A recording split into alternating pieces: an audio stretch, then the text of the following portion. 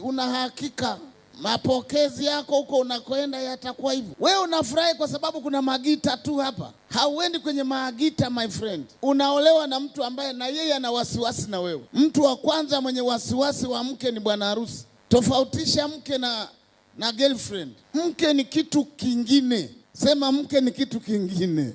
Nakueleza. Biblia inasema apataye mke. Hamna wanaume watatu kusemwa. Watu wanajiweka humo. Wanasema ati mume mwema.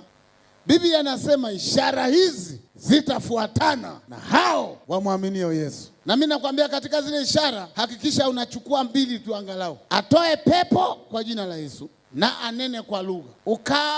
Ukaolewa na mtu ambaye hizo ishara 2 hujaziona. Hata kama ana supu, huenda umekusanya tatizo. Mimi nikawaambia vijana, Mungu aliyesema ishara hii muangalie. Usimfanye mjinga. Nikaenda kambi kubwa la wadada na wavulana, mnaita